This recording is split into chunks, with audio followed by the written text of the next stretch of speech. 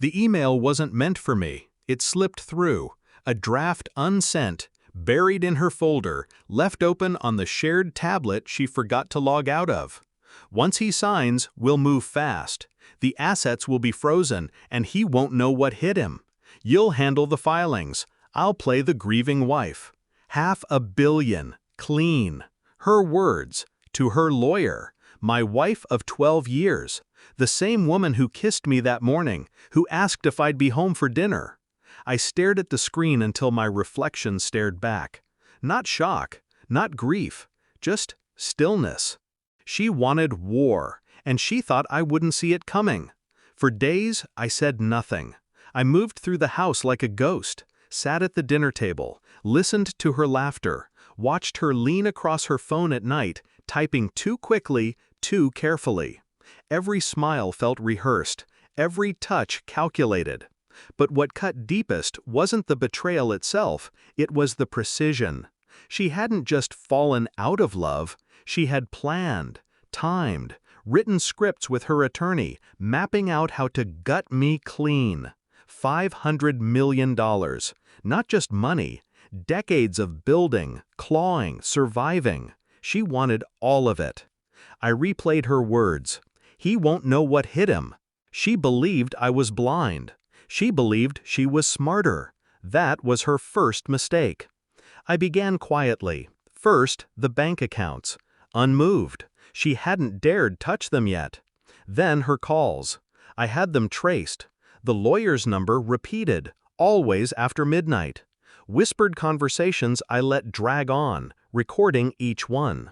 Then the documents. I pulled them before she could file, her draft petition hidden under her login. Grounds for emotional neglect, coercive control, every lie neatly typed, prepared for the court's sympathy. I didn't rage. I didn't confront. I documented. I made copies of everything. Emails, recordings, drafts.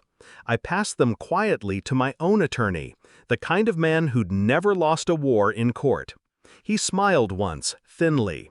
She's walking into a cage she built herself. But I wasn't finished.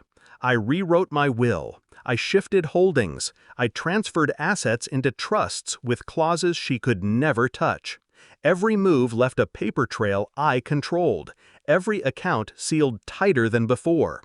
And still, I played my part, smiling at her across candlelight dinners, listening as she pretended to love me, letting her believe she was winning. Inside, I measured every breath, every lie, every step closer to her downfall. The filing came on a Thursday, served at my office.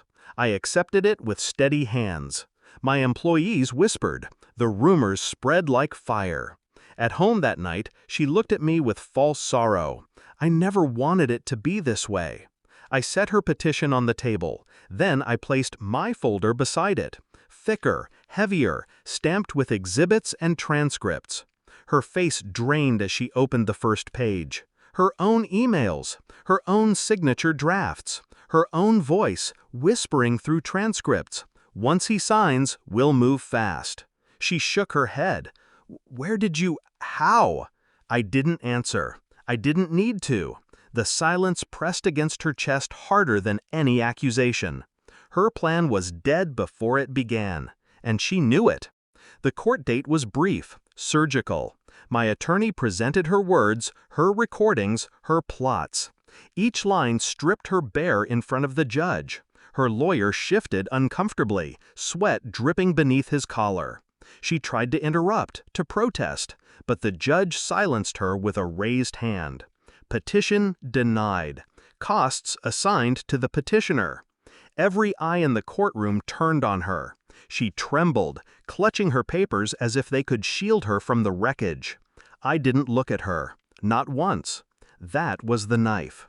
Not the evidence, not the ruling. The void.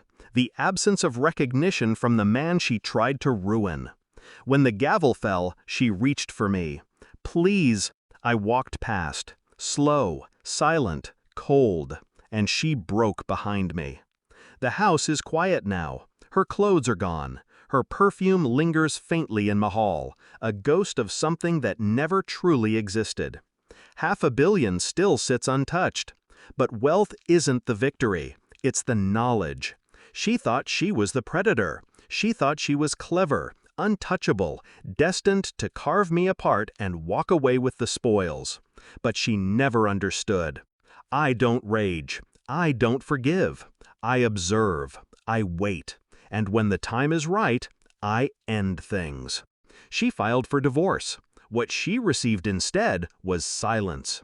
Reputation ruined. Finances collapsed. Future gone. And me? I didn't lose her. I discarded her. Forever.